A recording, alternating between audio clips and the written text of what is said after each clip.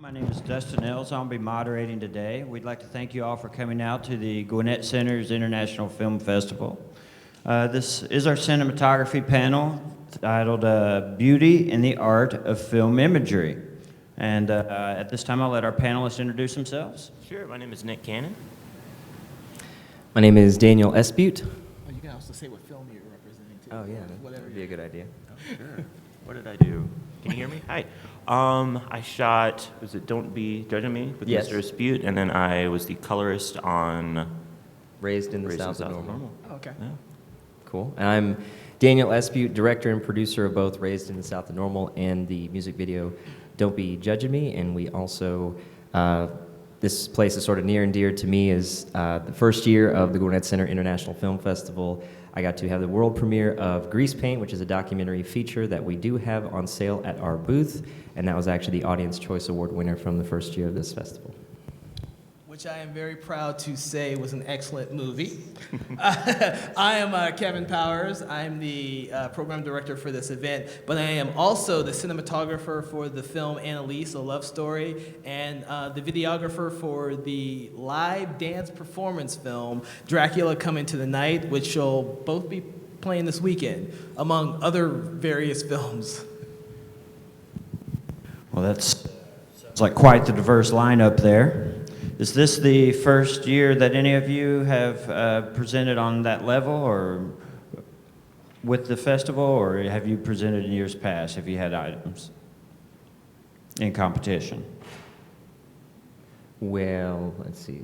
I had a film in first year, and second year I actually got to be a judge, which was kind of cool to sort of be on that side of things when it came to, I guess, the film festival world.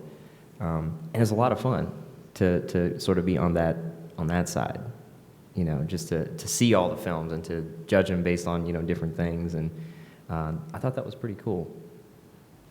Yeah, my feature, which was House of Secrets, I keep forgetting because I changed the title so many times, which happens during post. Over the course of, I think, 2 years of editing, I changed it 3 or 4 times. So House of Secrets premiered here, and it's only played in one other place because I got too busy putting together this film festival to actually actively find a distributor for it. So.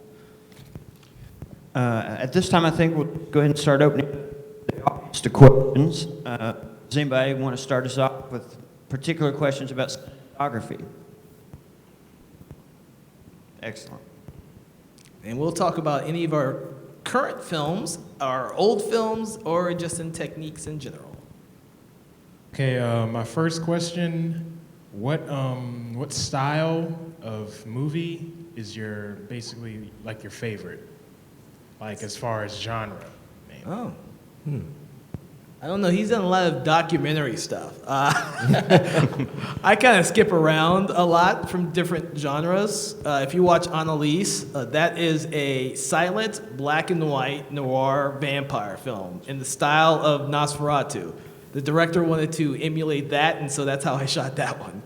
And then the Dracula one, which is another vampire film, is a complete dance performance piece. And it was live when they actually did it, so I shot a lot of different performances and edited it all together. Well, yeah, I think I could say the same thing. It's like sort of across the board. I mean, what I find myself doing a lot right now are documentaries, but I've been told, and I guess this is just subconsciously what I do, that I shoot in sort of a very narrative style. I try to, I guess, avoid having a narrator. I like the subjects to tell the story themselves instead of having someone come in, because I think when you have a narrator, if it's not done the right way, it feels too much like a news broadcast. And you know, as far as styles of narratives, I mean, I think I like a lot of different things. I'm not too keen on horror, but I have seen some great horror films, especially ones that sort of do sort of 2 genres at the same time, like a horror comedy or a, you know, suspense and comedy or something like that. You know, I tend to gravitate to those. So any film or story that has sort of that can kind of bridge the gap between the two, maybe some that aren't, you know, expected, I really like those as well. I really like sci-fi. get to light it really cool, and you get to play with greens and blacks and a whole lot of cool colors. Yeah, I agree with that. That's one of the reasons why I've done a lot of horror films as well, because the filmmakers I usually work with, they like to have a lot of saturated colors. Yep, So that's actually, yeah, I have to agree with that. it's good. Mentioning the genres like you did, the horror and whatnot, are there any particular styles of cinematography or directors that you draw upon for inspiration for those kinds of genres?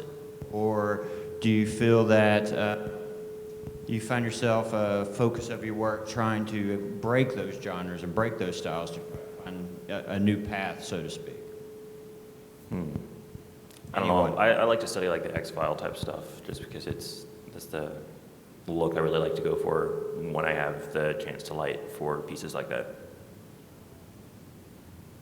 I agree with that. X-Files, since I'm a rabid fan of that show, I do tend to light a lot of stuff darker than normal people, or a lot of the other people I've worked with, since I've worked with so many different directors, different capacities. I tend to do a lot of cinematography that's a little bit darker and more stark colors. I see David still trying to figure it out.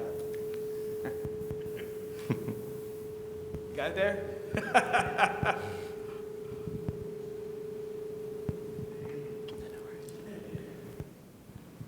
I killed this audience mic. Yeah. I don't know if that'll help. I killed the audience mic. Is that what it was? The audience mic? Keep going. Okay, cool. Cool.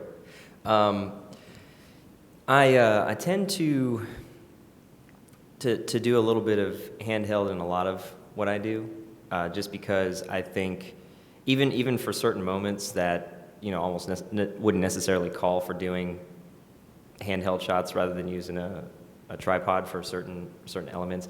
And obviously not Born Identity kind of stuff, but just things that just have a little bit of movement there, because if you're trying to put someone in the place of a film and you want them to sort of be there, people when they're standing and they're looking, they're not necessarily like still, they're not standing there perfectly still, and maybe it's just me, I kind of fidget sometimes, especially when I'm actually watching a film. I can't sit still for a lot, so I have to sort of do this just like I'm doing now because I need to.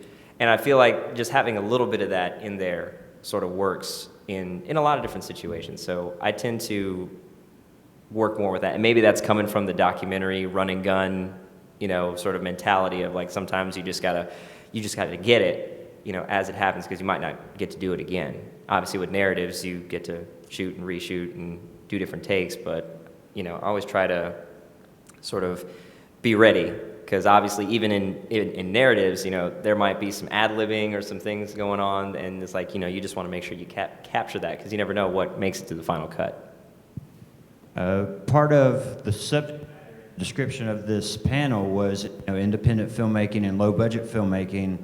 Obviously, that would lend itself to low budget, less gear, less budget, obviously is very helpful. Do you find yourself facing those challenges where you are faced with creative decisions based on budget, where you may or may not make a decision that either proves advantageous to you or may limit you in what you're trying to get accomplished as well? Well, I didn't mean to start. I was just going to say that that's a good question, because when I was shooting Annalise, we had no budget to shoot that.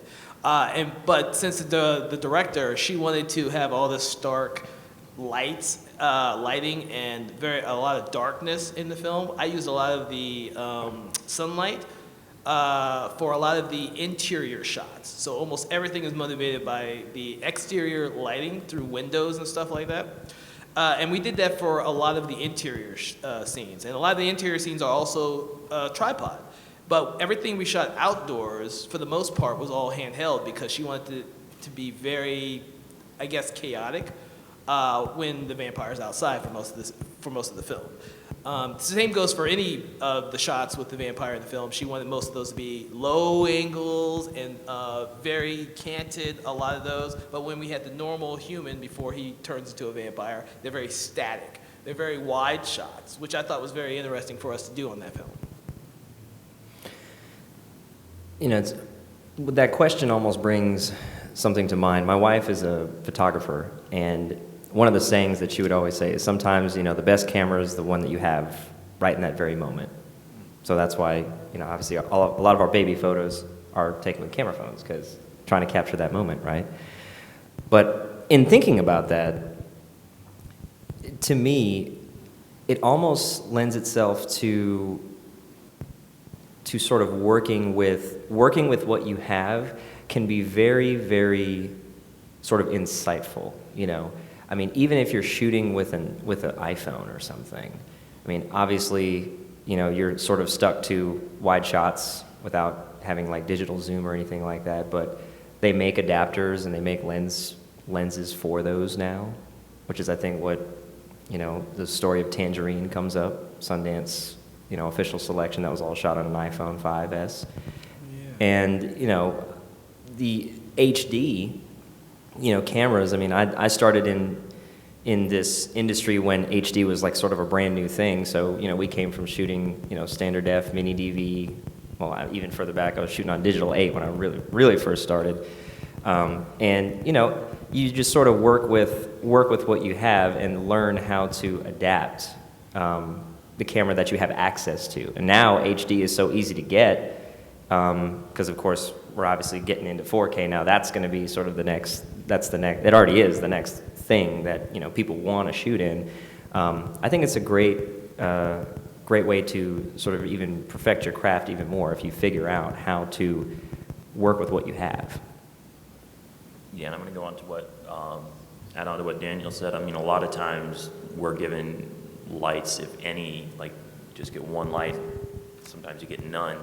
It's just a really good way to learn to work with what you have and make the best of it. I think it's a very good learning experience to be able to build something out of nothing, essentially, and it's just really good practice. I mean, it's one thing when you are in a show that has everything and more than what you could ever need, but there's creative ways of both, let me put it that way, and you can definitely learn how to do it differently, if you will, with very minimal equipment. So I think you see now more and more that what was used as a creative outlet or used as out of necessity, now they'll have programs or filters or whatever to achieve those looks, whether it be grainy or whatever, discolorization and things like that. Whereas a lot of, especially independent, low-budget filmmakers will resort to those for that effect, like you were talking about, as their inspiration. And now with the technology and corporate entities and everything, they kind of look at that as a throwback and rely on that almost to create that type of genre. Do we have some questions?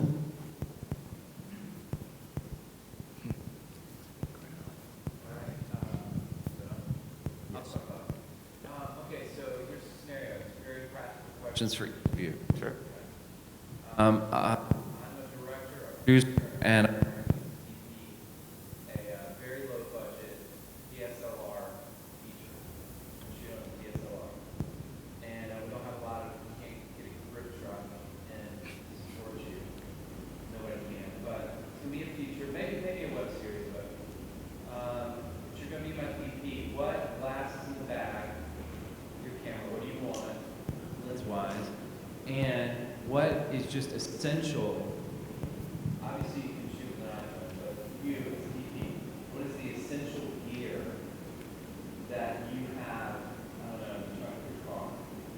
Sure. Very set, but you don't have to take your grip. The reason why I'm asking is because there's probably a lot of people out here that are thinking about shooting films, and it's easy to get look at all the gear and be thinking either too excited, intimidated by it. I don't know what a real DP wants in the bag, wants to have at hand to be able to shoot a film on a DSLR. Sure, for DSLR, I mean, I choose probably a wider lens, like a 24. I might get a zoom from like a 35 to a 75. If you really want to go really tight, you can get a tighter lens. But even more important than that, especially if you're going to be shooting outside, I'd definitely say get filter set, whether that's on a matte box or a circular variable ND and polarizer, those can save your butt if you're outside. Yeah, I agree with that. Yeah, Yeah. yeah, Gotta have I'm those- going with you that have to have too. those filters. I mean, And a tripod doesn't, I mean, being fluid and having something like a Movi or like a gimbal system is nice if you have the budget, but I mean, when it comes down to it, you've got to have a steady shot sometimes. I mean, you can Yeah. do it handheld, but on a DSLR, it'll look handheld, and if you can have a steady shot versus just being shaky the whole time, I think it'll make or break your production. So tripod too, I guess. yeah, I've been on a couple film sets where I wasn't the DP, but the DP almost always used their DSLR on a tripod, or they had those the shoulder mounts the entire time, because the hair is so sensitive, and that one little, just a small little bump or move, you can see it in your frame. Yep. Yep. And I think with the move for a lot of these cameras that are moving to CMOS, rolling shutter sensors, Yep. I think that definitely has a lot to do with it, because, I sort of came from, the CCD days where, even though the cameras were more expensive, the way that if lights shine into it, you don't, or if you have like a flash or something, you don't have the banding effect and whatnot. But of course now, that's what you have, because that's, of course, they have better, they have a less failure rate for a CMOS sensor versus CCD devices. So of course, there's that caveat to it, but I would definitely agree with just having good glass. And I think even some shoots that we were on over the past couple years, like, we might not have had the best cameras, but it's really all about the glass that you put on I it. agree with that very much. I mean, a lot of people say like, oh, we got to shoot this on like an Alexa or like a Red or something like that, and honestly, it's going to be the glass that makes or breaks your shot. The glass it can bring a completely different look to the camera you're using, and as long as you can have good glass, that's what I say. What about like grip and light support? Do you carry anything with you that you just have to have? I always like light panels, but again, those are expensive. I like Chimera or Chimera bags. But again, it depends if you have budget for it. If you're going for just the basics, you absolutely have to have a camera to shoot a movie. And if you can do light control with just your glass, that's great. That'll save you time and money. Yeah. I would say probably my favorite modifier that I think is very essential is some type of diffusion for your lights. Like, you can get diffusion paper. I've used wax paper for diffusion, and it works really well. And if you're really, really going low budget, I feel like diffusion is a big thing, because unless you're going for the look of having harsh shadows on subjects, diffusion is just going to make it nice and even and soft. And that is, if there's one light modifier that I would say you'd want to have, and obviously this depends on what you're shooting, I would definitely get some sort of diffusion to go with your lights, whatever lights you're using. Yeah, that or Yeah. yeah, you can get Roscoe relief filters at reasonable prices too. But either that or like just a bounce card bounces either off the ceiling, or if you get like a big, I'm gonna call it foam board from like an art store, those will look really nice too, versus just shining the light directly on your subject. Yeah, I was about to ask or comment on that.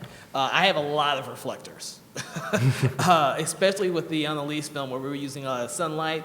I had to bounce a lot of stuff indoors and outdoors, and it was that is very crucial, because you're right. There's certain scenes in that movie where I wanted it to be very stark light, and other times it would be I had to have it diffused, especially with the human character. I could not have that type of harsh lighting on him, or the harsh shadows in the backdrop or in the background, or against the walls or anything like that, because we were shooting in a very tight location. I used nothing but bounce cards. I think I used like one light bouncing off the ceilings, and then I used that to bounce like I used 3 other bounce cards to bounce the light, because I just could not get that really harsh light, because it would have killed the effect of the film. Negative fill is also really good too. If you can just buy a big thing of trash bags to blank out like a light wall or like a white wall or something like that, that'll add a nice, just cut off enough light to your subject that'll look really nice too. I would say, just thinking about that, yeah, like I find myself, whenever we're in, like say we're shooting indoors, and there's a lot of windows, and the blinds just won't black out the light.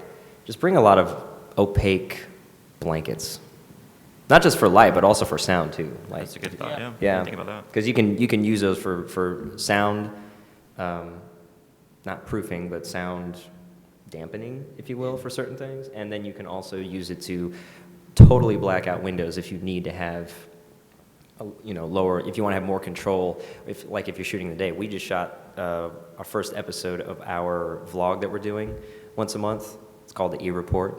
Comes out August 4th. Look for it. And we had to shoot it during the day, and our studio just has a lot of windows. So what we just had to do is we had to just I have some drapes from some fast fold screens, and you know how opaque those are, and we just throw them over the window, and we can make it look like it was dark outside, because that was the challenge that we had to go with. So that's another handy thing to have in the kit, because you could get thick blankets from, well, anywhere. Yeah. Goodwill. Because they're like, if you were to gel all the windows, it would have cost you a fortune. Yeah, that's true. You can buy those large rolls of film gels that cover windows from Barbizon or any other place like that. They are expensive. What we've used in the past is the cheap way to do that, because we all work on indie films. If we're gonna spend our money on something, it's probably gonna be on camera, it's gonna be on some lenses. It probably won't be on a huge lighting package. We all know that. So we have to find our ways to minimize our cost in lighting, but use our creativity to the best of its ability.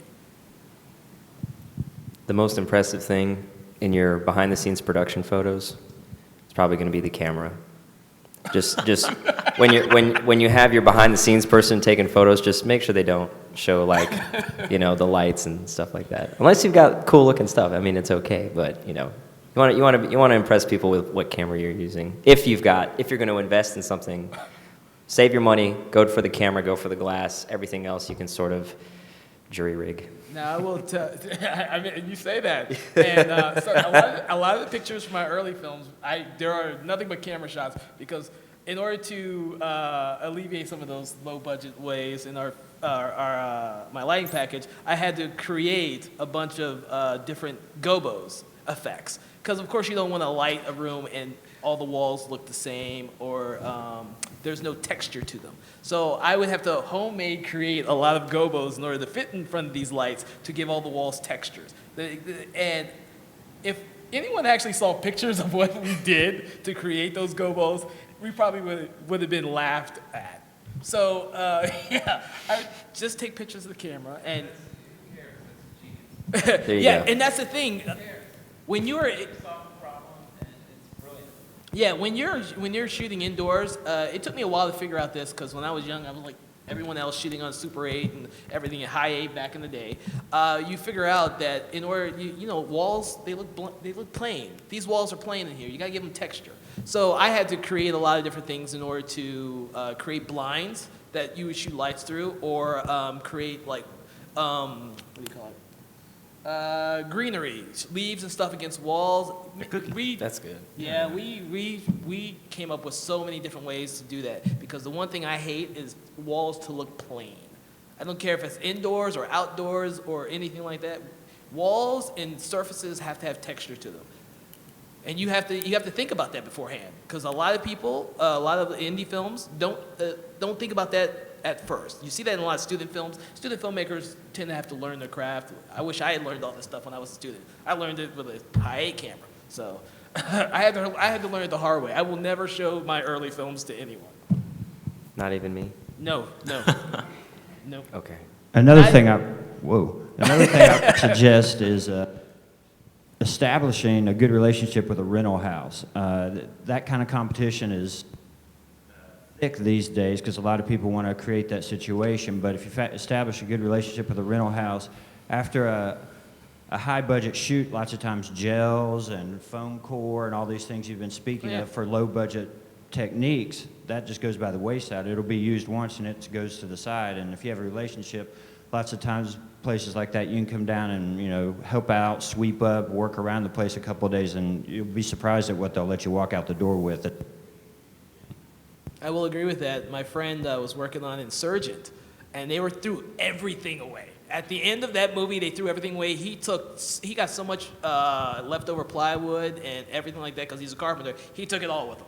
So Gels, all kinds of things. it was crazy what these big budget films are just throwing away. And if you're working on the film and you're good with the crew and you're good with the people there, you can get all of it for free because it's just gonna go in the trash. If budget wasn't an issue, what camera would you shoot on and why? And also, if you were going to, would you invest in purchasing a camera, or because technology changes so much, would you just invest in like lenses and filters and that sort of thing and rent the cameras as they come out because they change so frequently? It's a good one. That That's is a a good great one. I've never owned a camera. I usually rent them, or I get a camera op who has his own camera that he is familiar with, so I can work easily that way. Cameras do change. They change every year nowadays. It used to be where you'd have a camera and it'd be relevant for at least 3 or 4 years. Nowadays, it's like changing every year, and it's not any of the equipment I own anymore. I own sound equipment, I own lights, I own all types of gobos, I own all that type of stuff. Cameras, I don't own anymore. I stopped buying them, unfortunately.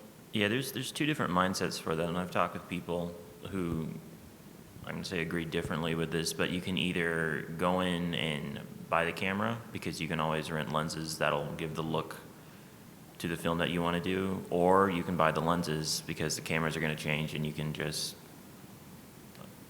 go to like a rental house and distribute your lenses that way. And they have a much better shelf life because, I mean, if you get a good lens, it's good forever. It will have a certain look, but it'll last forever versus your camera, which might last 2 or 3 years. Personally, I mean, if I were going to do that, I would go the lens route.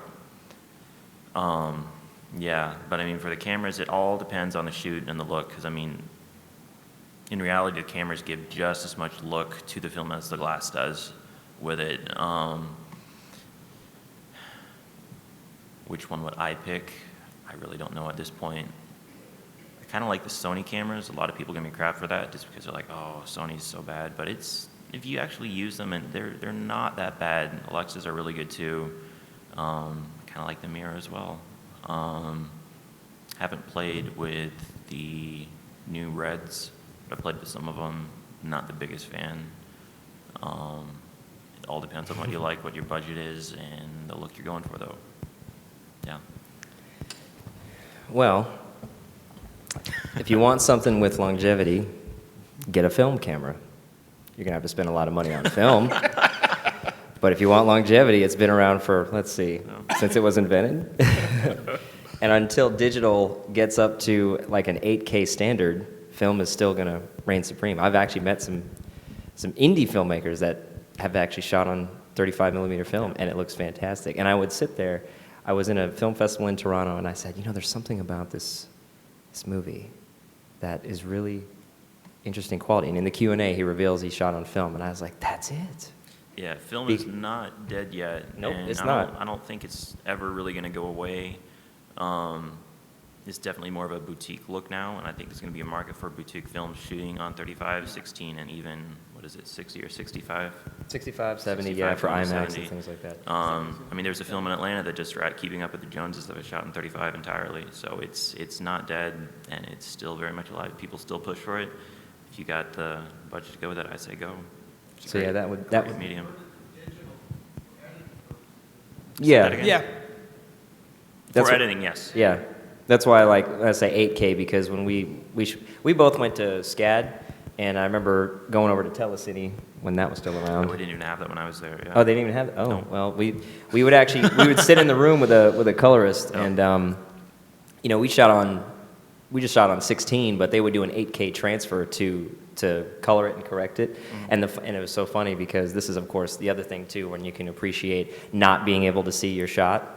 Like we're Yeah. all spoiled with the digital Monitors, world yeah. and having monitors and being able to see what's there. You take more time and more precedence to really make sure that your shot and your set is clean. It's the way you want it. There's nothing laying around. You know, nothing you can say, oh, well, I can just, you know, After Effects that out or something like that. Like with film, it's like you really don't know until you actually go get it processed.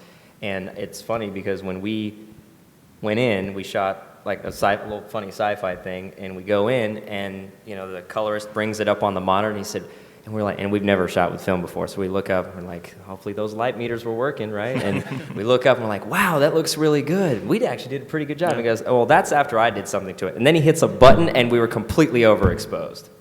Yep. And that's the thing, is you can actually pull so much information back out of film.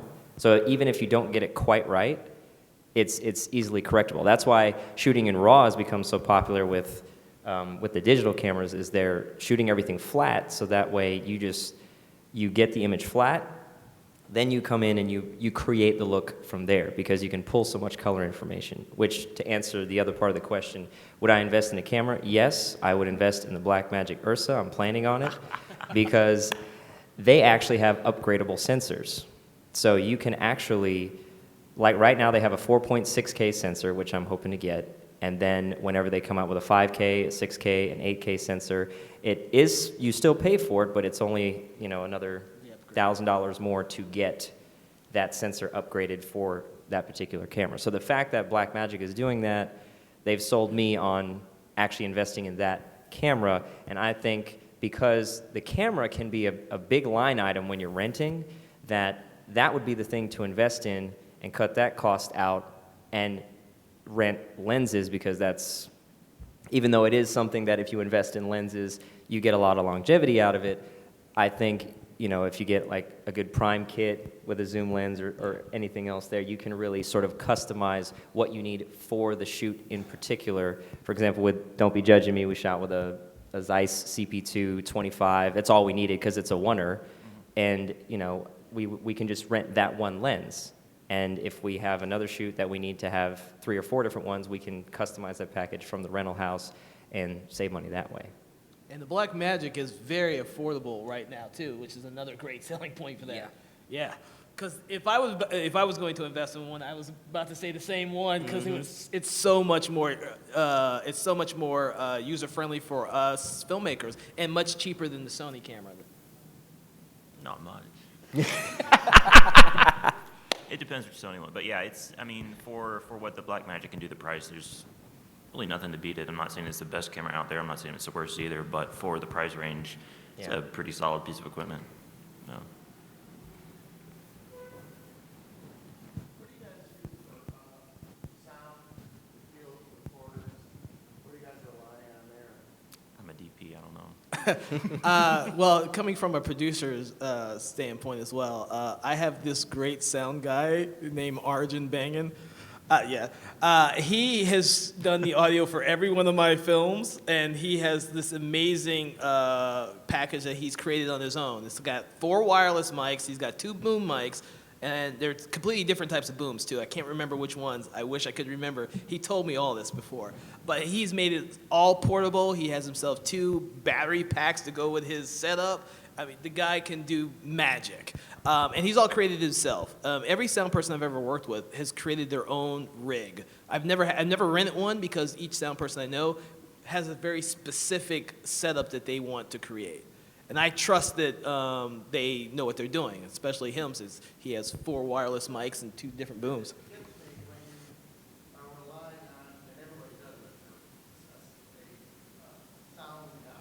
Mm-hmm.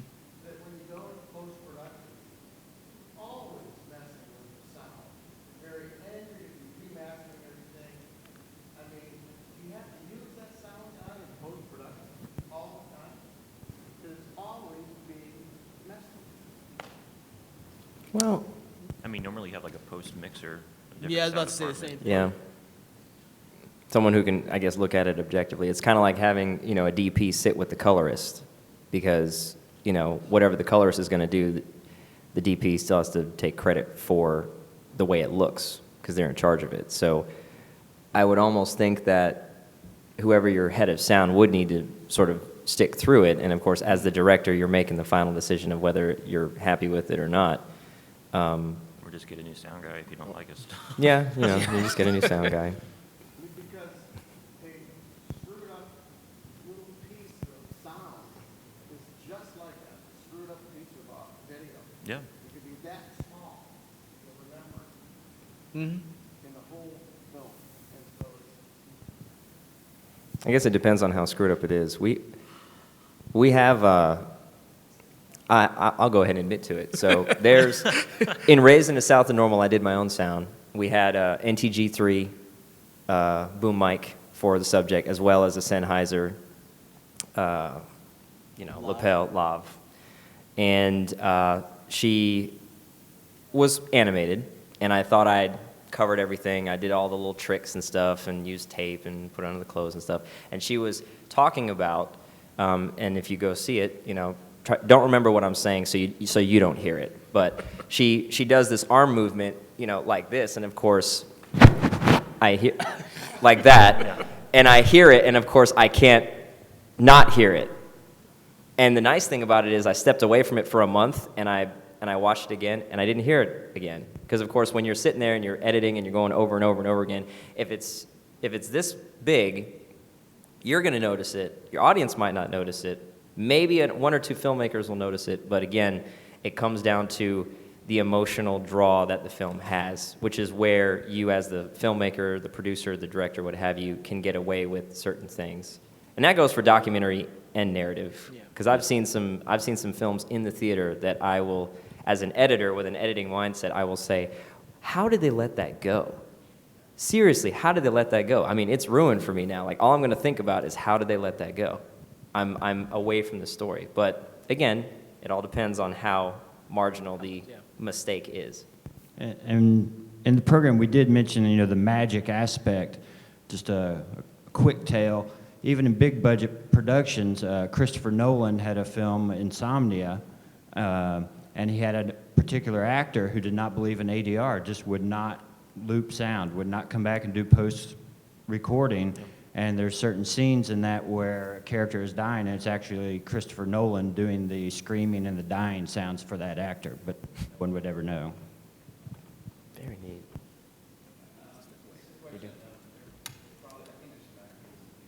Sure.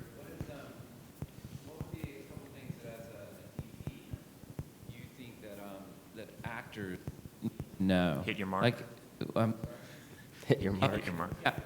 I mean, is there like a practical way to teach actors to do that? I What I mean, put a T on the floor and tell him to stand there. I don't know. It's just a relationship, building it with your actors. I mean, I know you as a director, it's the director's responsibility to form that relationship and build with them, but it's kind of also the DPs, because they're going to light them, and they're going to make them look good. If they're a woman, they need to use a soft light. Through the villain, they need to do some type of different lighting for it. So I mean, it's a relationship you build with everybody. So it's a teamwork, yeah. That answer your question? Cool. I would say, just coming from, because the other side of my business is I'm a DJ, so I deal in a lot in the hospitality industry. And whether or not you're working with a super professional actor or someone who is the first time acting, I think if you walk them through the process, almost like a dentist or a doctor would walk you through the process of what they're going to do to you, and you sort of feel more comfortable with it. If you're going to strike a light, if you're still using hot lights, you sort of let them know what's going on.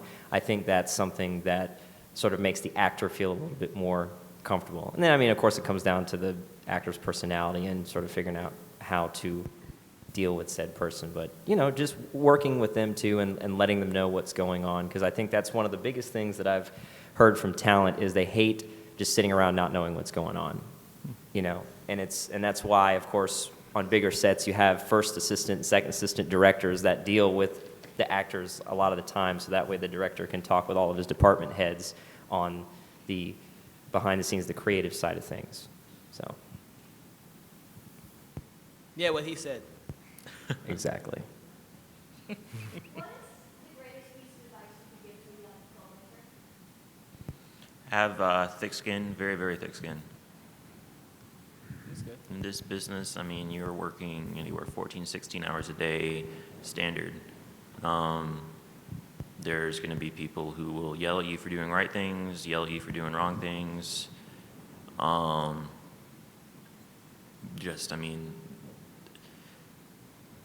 Take it as a learning experience if someone yells at you, because, I mean, if you ever get into it, it's going to happen. Whether or not you're on your A game or not, it's going to happen. Learn from it. think about it, don't take it too seriously, but just don't get too ruffled. I would say learn by doing and do it a lot. Even if you aren't happy with projects that you're starting off with, and you can look back later on and laugh about them and sort of say, hey, look at where I've been. Because every time you do something, you learn something. That's what I've sort of been my motto, is just keep going. You're going to hear a lot of no's, but you'll enjoy when you hear the yeses. You might hear the boos, but you're really going to enjoy when people clap for your film or for your project, whatever it is. And I think, whether or not this is your passion, this is what you're doing, or you have to do sort of the 9 to 5, and then this is on, film is on the side. And I'm going across the board, acting, directing, producing, whatever it is. Just keep building your reel, build your portfolio. That's what I would say. The joke answer would be, don't do it because that's less competition for us. I would say, to add on to both of these gentlemen, is that don't be afraid to do the menial jobs on the film. I have worked in every department on the film except for costuming. Don't ask me to costume anybody. I will tell you that now. But I have done catering, writing, producing, directing, boom ops, sound, cinematography, art direction. I have done everything on the film. And it's not always a project that I'm going to be passionate about. The fact is that I want to network and meet as many different people as possible. That's what I think filmmaking is. It's networking, it's collaborating. And when I work with him, I shot a live comedy show for him. When I work with David Young in the back doing sound, it'll be completely different, I would say try and get on the set as much as possible, because you will learn different things from different people. You may not be in the sound department, but you might know how to have sound recorded for your own film better. Or you may, like I mentioned Arjun. Arjun, I worked with on a student film. I said, dude, you know what you're doing. I'm hiring you for every film I'm going to work on. And I was doing catering on that movie. So if I hadn't done catering on that movie, I would have never met my sound guy. So I would say, if you're in this to just be into filmmaking, try every department. You never know what you're going to like. And once you do find what you like and you move on to your own projects, the more you've worked in different departments, the better you can communicate with each of those people when it comes time for you to lead your project. I will agree with that 100%. Being able to talk to all your different department heads is key to having a set that runs really smoothly. Yes. Having produced several short films, I would not have be where I am if I had not learned how to communicate with the makeup department, with the catering department, with the people who do my locations, all that type of stuff. So yes, that is key.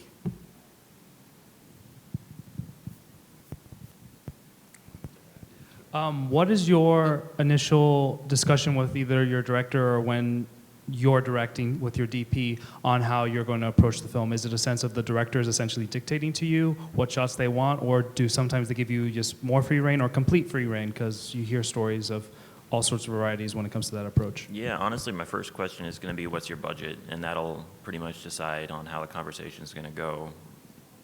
That'll dictate what equipment you can't afford, and how you're going to do it, what people you can get on board, if you need to call in favors, if you need to hire people. Yeah, for me, that's pretty much all it comes down to. And that'll kind of lead the sense of the project. I mean, I like doing both bigger stuff and smaller stuff. You get more creativity with smaller stuff. You can work a couple grades above what you normally work as, but on the other side, you won't have as much stuff to do it, so you got to have that extra push behind it. So it's, yeah. I think it's whenever me and Nick talk, that's exactly what we talk about. Yeah. So, I mean, I will just back him up on that, because that's literally what when I come to him and I say, oh, Lord, there's this project I want us to work on, that's what he comes back with. So, yeah, I'll go with that. That's how I work. It's not how everyone works, but yeah. I mean. I want to take one last question. These guys got to go to a Q&A next door, too. Yeah. Just yell. All right. Oh, well, my question was, on the set, use one camera, turned, and then shots reverse. Yep. What is your take on that as opposed to just using two cameras and getting both shots? Is it a budget thing strictly? Normally it's budget, yeah. Yeah. Yeah. I mean, when you get on set and you're having a 12, 14-hour days, you start cutting shots that you had planned, and you have to, you have to make do. You have to improv. Low-budget films, we ain't got 5 days to shoot a 2-minute sequence. I mean, we shot part of Dumb and Dumber 2, Dumb and Dumber 2 here. Recently, they spent 5 days here shooting one sequence that was like 4 minutes long. I was like, dude, you're shooting the exact same thing, 14 hours a day. Man, if I was on my set, we'd have to shoot that in like 2 hours. So we have to cut angles. They shot everything. So yes, you have to do that. Yeah, definitely. It's definitely a budget thing. I mean, Yeah. I would love to do just back and forth OTSs with two cameras, 3. So you can have your 2-shot too to go with it, and then maybe you can do less performances. But ultimately, it's either you're gonna have your actors do more takes because you've got to do one for one close-up, or a couple for one close-up, a couple for the other, and for the 2-shot, or you invest more in your cameras and you spend less time with the actors if they're good and they can nail it, relatively quickly. Yeah. All right. Cool. Well, we'd like to thank you for coming out to this panel. Thank our panelists, and enjoy the rest of the festival. Thank you all.